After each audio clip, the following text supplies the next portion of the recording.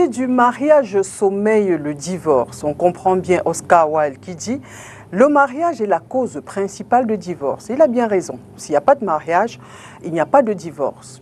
Si l'un fait beaucoup de bruit au travers de célébrations de plus en plus sophistiquées, l'autre, le divorce, est sourd, lourd et même traumatisant. Ici, pas de plainte pour n'avoir pas été invité à festoyer. Les deux protagonistes sont malheureusement seuls face à leur destin. On en parle dans un instant.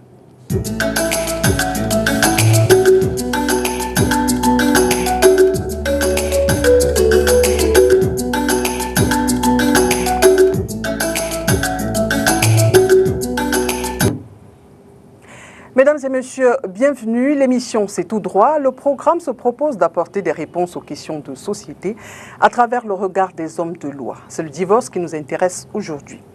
Alors, qu'est-ce qui peut justifier le nombre de plus en plus élevé de divorces dans notre société? On ne sait pas si c'est l'adage qui dit « mieux vaut être seul que mal accompagné ». Juridiquement, quels sont les motifs de divorce? Pour nous accompagner ce jour sur ce plateau, Maître Denis Rossang-Fogué, il est avocat au barreau du Cameroun. Maître, bienvenue et merci d'avoir accepté notre invitation. Merci beaucoup, madame. Donc, je suis honoré d'être invité une fois de plus après un long moment, je crois. Un léger break. Un léger break. Donc, voilà. Donc, je suis content d'être sur votre plateau. J'espère pouvoir apporter des réponses à vos nombreux téléspectateurs. Mesdames et messieurs, pour planter le décor, je vous propose de regarder cet élément avec la collaboration de Zipierre. Personne ne veut connaître sa place, les responsabilités des hommes. La femme aussi ne sait pas qu'elle doit se soumettre à son homme. Donc c'est réciproque. S'il y a quelqu'un de ma famille qui veut divorcer, je veux demander d'aller d'abord au service social. Si ça ne va pas au service social, elle divorce parce que aller voir un avocat, ce n'est pas facile, c'est beaucoup d'argent. Si tu peux avoir un avocat, il ne peut pas dire qu'il va plaider pour toi pour rien, il va te demander l'argent. C'est l'effet de la vie difficile auquel la famille ne parvient pas à joindre les deux bouts. Je pourrais demander pardon à ta femme ou la femme demander pardon à son mari et puis ça s'arrange. Et quand on demande pardon, on ne doit pas parler de ce qui s'est passé. Parce que si tu parles de ce qui s'est passé avant de demander pardon, la guerre commence. On se demande vraiment pardon et puis il faut avoir le cœur d'un chrétien. Ouais. Je suis contre le divorce. Contre le divorce. Je peux dire la mauvaise vie. La mauvaise vie d'abord aussi. La situation du pays. Le constat que moi je fais personnellement, c'est que les gens ne s'agrippent plus, peut-être ne respectent plus peut-être comment dirais-je, les bases de l'amour. Donc ça veut dire que les critères des choix du conjoint ne sont plus vraiment vrais. Parce que de nos jours, vous rencontrez peut-être une belle dame en route, vous l'accostez, 2 ou 3 petites choses, elle se laisse vraiment aller sans toutefois peut-être regarder à long terme vraiment ce qu'elle veut. Et je pense que c'est la cause fondamentale peut-être des divorces. Et l'immaturité, le manque peut-être de respect, l'infidélité. Tout cela regorge, concourt à certains divorces de nos jours. Non, parce que je ne pense pas que quand peut-être on s'engage vis-à-vis d'une relation, l'objectif ce n'est pas toujours donc de divorcer. Je pense que si peut-être avec le temps, peut-être l'un des partenaires se trouve peut-être que ce n'est plus sa place propice, ça veut dire qu'il y a eu un déclic. Et nous devons peut-être nous rappeler ce qui nous a donc motivés au premier plan. Ce qui nous a vraiment marqué, de dire que ok, je me suis engagé avec telle personne parce qu'il me faisait ceci. Je pense qu'on peut encore faire l'autocritique de soi-même. Et afin de voir si réellement, au plus profond de soi, l'étincelle qui était vraiment au fond de nous ne jaillit plus. Si vraiment on sent que peut-être sa vie est menacée, aux côtés peut-être de son conjoint, je pense que la meilleure des solutions serait de s'éclipser. Très bien, maître, on les a bien écoutés. Est-ce que vous partagez leur avis? Sinon, quel est un commentaire de façon générale? Écoutez, madame, donc, après ce vox pop, on comprend que la conjoncture économique que traverse le Cameroun impacte sur les ménages.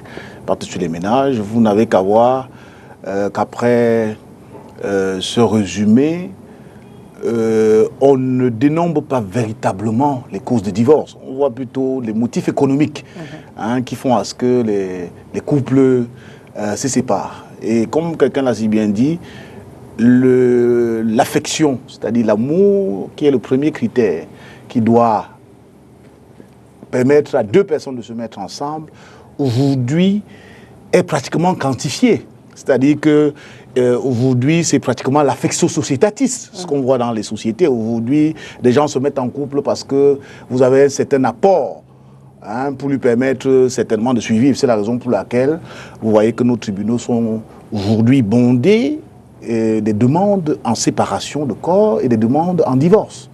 Donc le premier sentiment que j'ai après cet élément, c'est bien que la conjoncture économique qui est drastique impacte criardement sur les couples. Alors, on sait très bien que les couples font plutôt vos affaires, vous les avocats. Mais dites-nous déjà, quels sont, selon la loi, les motifs de divorce? Alors, madame, donc, vous savez, la loi a tout prévu, tel que l'organisation du mariage. Parce que vous savez, lorsque vous êtes devant monsieur le maire vous rappelle toujours les dispositions qui seront d'ailleurs, pour ceux qui sont mariés, ils doivent les connaître. Les dispositions, je crois, 214 et suivants du Code civil. Il vous les lit. Parce qu'il vous dit que le mari est le chef de la famille, il vous donne le rôle de la femme, et il vous dit que c'est lui qui choisit le domicile familial, la femme a l'obligation de le suivre dans ce domicile. Donc vous voyez, il vous rappelle les devoirs des uns et des autres. C'est-à-dire que vous devez secours, fidélité et assistance. C'est-à-dire qu'il vous dit, il vous met dans un contexte, et il vous dit voilà ce que vous devez faire. Or maintenant, dans les couples, il se trouve donc que ces devoirs et obligations, ces droits et obligations, sont quelquefois foulés aux pieds par l'un des conjoints ou même par les deux. Raison pour laquelle le législateur civil au Cameroun a prévu des cas de divorce qui sont notamment prévus, si je ne m'en abuse, par les dispositions des articles 224 du Code civil et suivant. Il vous dit que le mari pourra demander le divorce pour cause d'infidélité de sa femme. Et il continue en vous disant, la femme peut demander le divorce pour cause d'infidélité du mari. Et il continue encore en disant que si ce n'est dans ces deux cas, l'un des conjoints peut demander le divorce pour les excès, les sévices et les injures qui impactent sur la stabilité même du couple. Vous comprenez ? Et j'en allais oublier une qui est très importante, c'est la condamnation d'un des conjoints à une peine afflictive et infamante. Vous comprenez? En français facile, maître. En français facile, ça veut dire, lorsque vous êtes poursuivi devant la justice et que vous faites l'objet d'une condamnation qui est devenue définitive. Cette fois, elle est afflictive ou infamante parce qu'elle afflictive, c'est-à-dire qui porte un coup sur votre corps, sur le corps du criminel. Et infamante, c'est-à-dire qui détruit votre réputation. C'est-à-dire, votre femme, en admettant que ce soit le mari, votre femme ne se trouve plus confortable à continuer la relation avec vous parce que votre honneur et votre réputation a été détruite par l'affaire qui vous a poussé à une condamnation. Je prends un cas simple, si on vous est poursuivi pour viol, vous comprenez, c'est l'atteinte aux mœurs. Vous êtes poursuivi pour viol et vous êtes retenu dans le lien de la prévention. Le conjoint pourra demander le divorce pour ce motif. C'est-à-dire que vous avez été condamné à une peine afflictive et infamante. C'est-à-dire chaque fois que ça touche ou ça détruit votre honneur ou la réputation de la famille.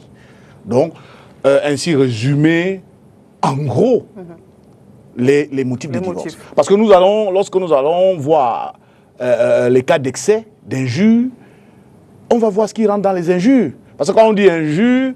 il faut le dire directement. Est-ce que si... d'accord, madame.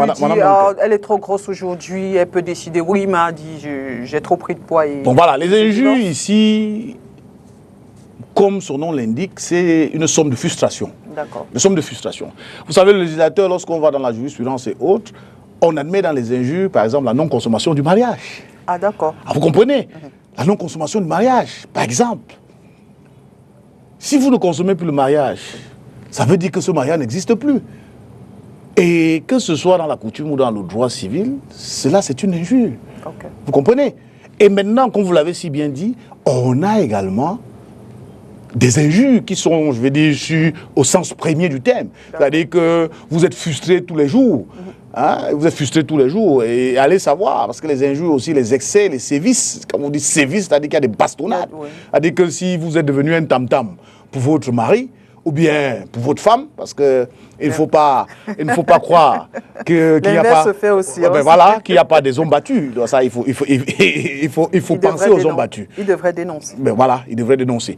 Donc, pour rester dans la logique, on sait que ce sont les hommes qui généralement battent les femmes. Alors, vous ne pouvez pas rester dans un mariage lorsqu'il y a des sévices. Parce que lorsque les sévices sont répétés, on vous dit répétés, et qui viennent porter atteinte à la stabilité, c'est-à-dire au respect même des droits et obligations du mariage. L'un des conjoints peut être dépressif. Par exemple, oui. Et même handicapé. Et que dis-je? Il peut même trouver... On a eu de nombreux cas ici où des époux ont battu, où des femmes ont trouvé la mort sous les coups de poing de leurs époux. Donc vous voyez que les excès de sévices de l'État a prévu, c'est des cas dans lesquels vous sollicitez le divorce devant le juge compétent. D'accord. Alors dans le Vox Pop, il y a la dame qui parle de la cherté de la procédure. Qu'en est-il exactement, maître? Alors, lorsqu'on vous parle de la cherté de la procédure, nous pouvons vous dire que la Constitution du Cameroun prévoit la gratuité de la justice. C'est vrai, c'est un grand principe, la gratuité de la justice. Mais cela n'empêche pas qu'il y ait des menus frais à payer. C'est-à-dire les frais d'enregistrement, les frais de consignation. Alors, la cherté de la procédure dépendra de la procédure que vous aurez choisie. C'est-à-dire qu'il y a les procédures devant le juge traditionnel et une procédure devant le juge civil. Donc la cherté dépendra justement de la juridiction que vous auriez choisie. Et l'ignorance des Camerounais à la mise à leur disposition d'un organisme pouvant les assister pour introduire ce type d'action, ce qu'on appelle l'assistance judiciaire. Donc lorsque vous n'avez pas les moyens, vous pouvez solliciter et obtenir l'assistance judiciaire. L'assistance judiciaire, lorsque vous l'aurez obtenue, permettra que vous ne déboussiez aucun radis pour la procédure que vous entendez engager. Et c'est une procédure, somme toute, gratuite également. Très bien. Dans les personnes que nous avons entendues aussi sur le terrain, il y en a qui disent que la cherté et même la longueur de la procédure dépendent du tribunal. C'est-à-dire que si on va à Bonanjo, par exemple, ça mettra plus long qu'à Ndokouti. Est-ce que c'est la même chose que vous venez de nous dire, tribunal traditionnel et tribunal civil? On veut bien comprendre. Alors, madame, donc, nous allons donc préciser à l'attention des téléspectateurs. Vous voyez, on vous dit la loi est due, mais c'est la loi. Il faudra quand même, à un moment donné, connaître la loi. C'est la raison pour laquelle on invite les citoyens à quelquefois aller vers les avocats. Il ne faudrait pas que la cherté de la vie, que la crainte de la cherté de la vie empêche les uns les autres d'être conseillés. Encore que c'est un contrat qui naît entre l'avocat et son client. Donc, ce point peut être modulé selon les finances de votre client. Ceci étant, le législateur camerounais a prévu des compétences en cette matière. Notamment, en matière civile, on a une loi qui organise les tribunaux civils. La loi, par ailleurs, la loi 2015, je crois, la loi 2015/06, qui porte organisation judiciaire, prévoit que le divorce, c'est-à-dire que le divorce qui fait partie de l'état des personnes, est de la compétence du tribunal de grande instance. C'est ce que vous avez semblé dire à Bonanjo. Parce que dans le littoral ou dans le Vouri, le tribunal de grande instance est bien situé à Bonanjo et c'est lui qui a plénitude de compétences. Donc en ce qui concerne l'état de personnes, c'est le tribunal de grande instance que vous avez semblé dire Bonanjo. Maintenant, il y a également une loi sur les juridictions traditionnelles. Un décret, notamment, je crois, décret 549, où les juristes vont se retrouver, donc, qui vient également donner la compétence aux juridictions traditionnelles pour connaître des affaires de divorce. Et cette fois, la juridiction est composée d'un magistrat civil et de 2 assesseurs qui connaissent à peu près nos coutumes. C'est-à-dire, si vous avez un couple qui est, je dis n'importe quoi, hein, qui est Bamileke et Bassa, vous aurez un assesseur Bamileke et un assesseur Bassa. Parce que les coutumes vont rentrer dans l'application des règles qui vont régir votre divorce en ce moment. Donc c'est cela que vous avez semblé appeler Ndokoti, parce que c'est auprès des tribunaux de première instance qu'on retrouve les tribunaux traditionnels. Donc pour que vos téléspectateurs retiennent, il y a bien le tribunal de grande instance qui est compétent et le tribunal de première instance auprès desquels sont greffés les tribunaux traditionnels. Et donc, pour revenir à la cherté, selon le type, c'est de la longueur aussi de la procédure. Oui. C'est de savoir que devant les juridictions traditionnelles, oui, c'est un peu plus court. Mais sauf que vous devez avoir un élément qui est même le premier, c'est-à-dire l'acceptation des deux parties à se faire juger devant ce tribunal. Sinon, vous allez y aller, et lorsqu'une partie aura refusé, vous allez faire chou blanc et vous allez vous retrouver devant le tribunal de grande instance du Vouri, lorsqu'on est à Douala, ou devant le tribunal de grande instance compétent. Vous comprenez? Et cette fois, ça aura fait double dépense. Donc, vous devez d'abord rechercher l'acceptation de la partie adverse quant à se faire juger devant les tribunaux traditionnels. Devant les tribunaux traditionnels, cela prend moins de temps. Cela prend moins de temps et c'est moins cher.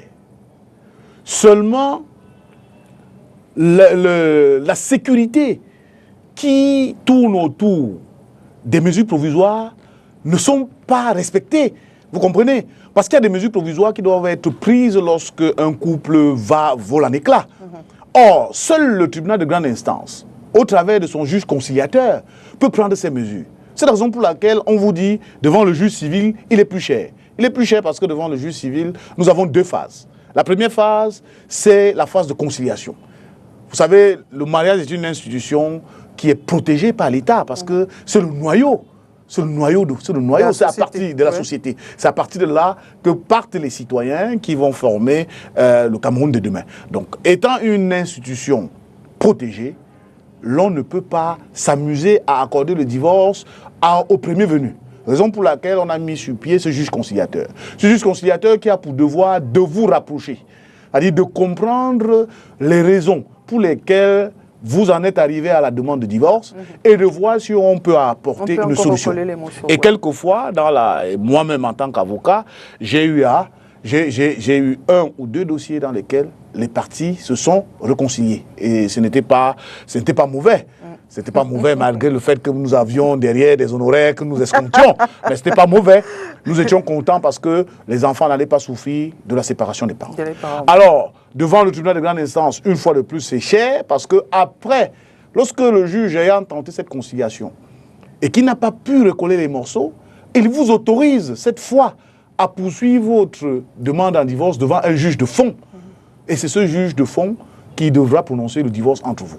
Mais avant de prononcer cette ordonnance de non-conciliation, les mesures provisoires que je vous disais tantôt, que le juge traditionnel ne pouvait pas prendre, le juge conciliateur peut justement les prendre. Et doit même les prendre, selon la loi.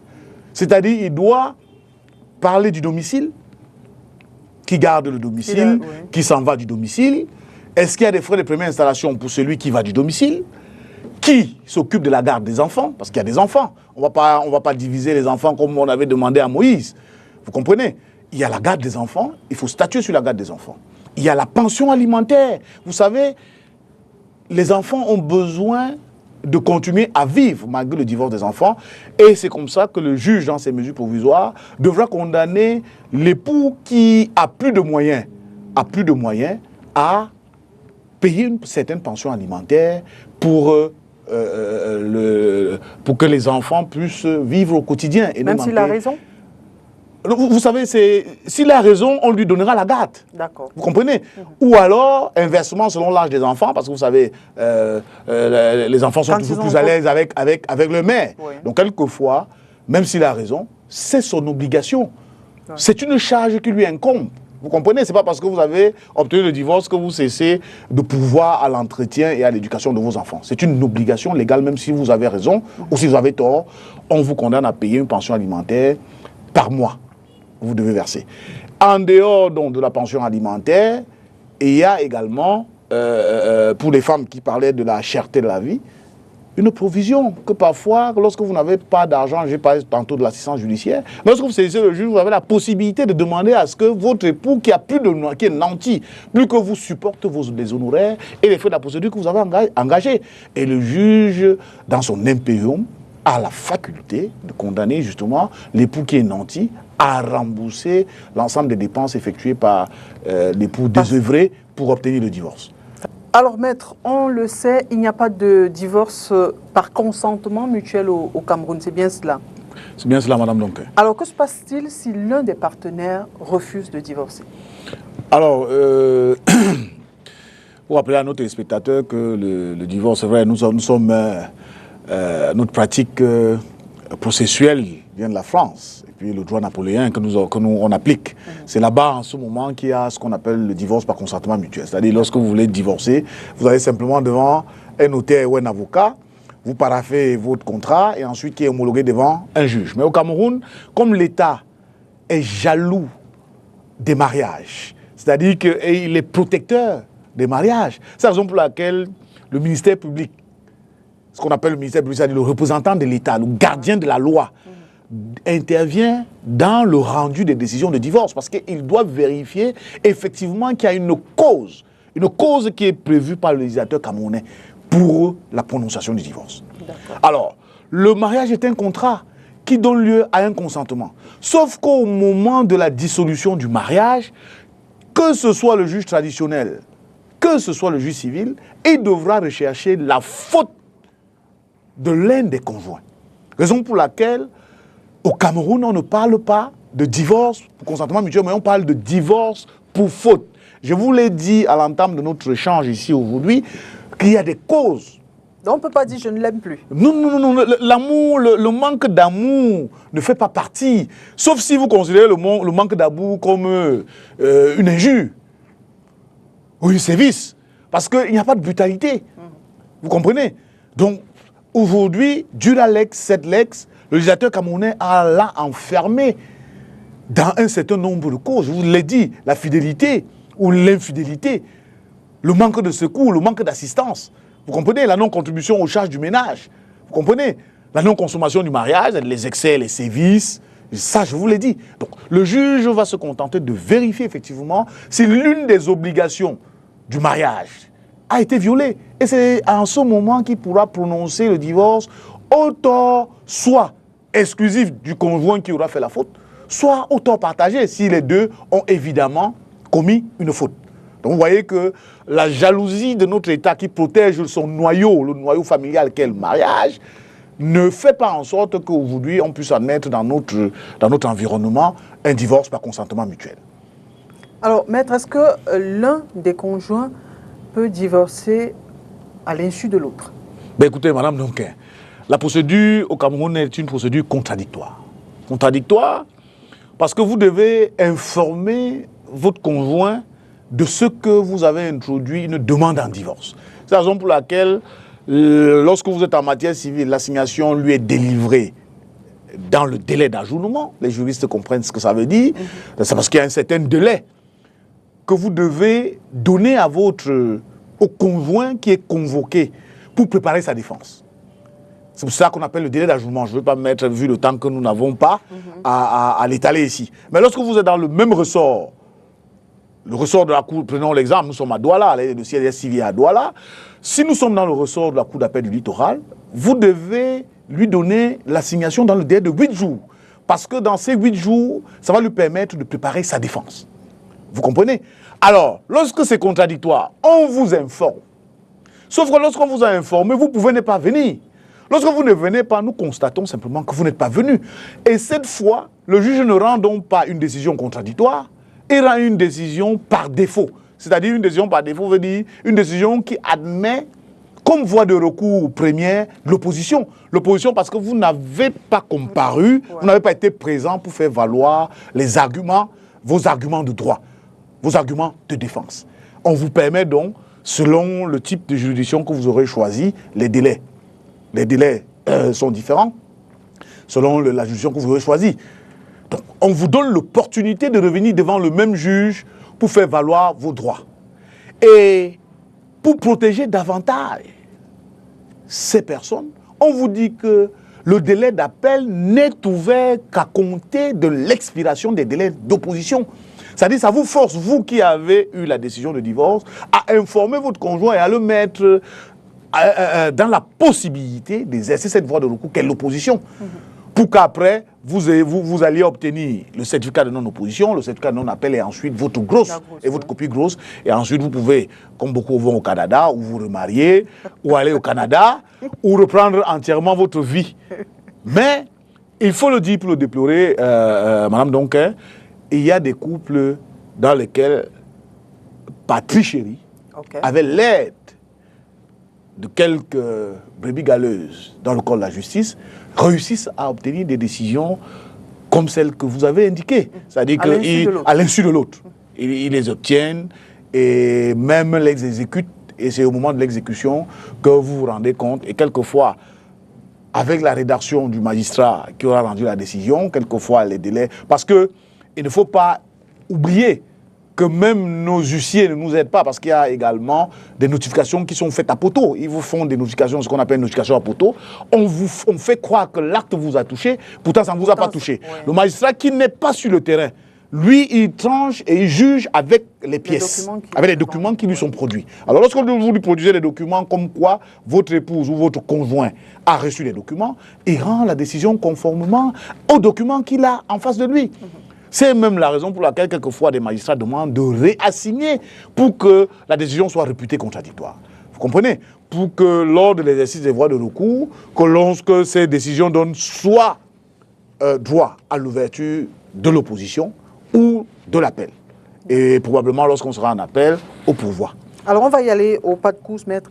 Est-ce que si l'autre conjoint se rend compte quand même de la procédure enclenchée à son insu, à ce moment-là, qu'est-ce que l'autre personne, je veux dire le mari ou la femme, qui se rend compte de la filouterie, qu'est-ce qu'il peut engager comme procédure aussi contre l'autre? Oui, madame, donc, le droit, c'est ici de bien que tout est prévu. Okay. Tout est prévu. Si vous avez découvert qu'il est allé au bout de sa procédure sans que vous soyez informé, le législateur pénal l'a qualifié en dissimulation de procédure. Vous allez le poursuivre devant le juge pénal pour dissimulation de procédure. Et cette fois, il a en cours un emprisonnement, puisque c'était un délit. Il a en cours soit une peine d'emprisonnement, soit une peine d'amende. Vous comprenez? Donc, il peut, ou le conjoint qui est victime de cette dissimulation de procédure peut saisir le juge pénal à l'effet de voir condamner le conjoint qui a dissimulé la procédure à telle peine de droit. Maître, nous sommes arrivés au thème de notre émission. Merci encore pour votre disponibilité et surtout pour toutes ces réponses. Ben écoutez, madame, donc c'est moi qui vous remercie. Je suis une fois de plus flatté, après quelques années de break. Je suis content de vous revoir et de savoir que vous n'êtes pas allé au Canada, parce que je crois qu'on nous prend la matière grise dans ce pays et il faudrait que la jeunesse se ressaisisse et qu'ensemble on puisse construire le Cameroun. Je vous remercie. Mesdames et messieurs, merci à vous d'avoir été des nôtres. Nous espérons avoir répondu à quelques-unes de vos préoccupations. N'oubliez surtout pas, nul n'est au-dessus de la loi et nul n'est censé ignorer la loi. À très bientôt. Voilà. Je crois que c'est dans...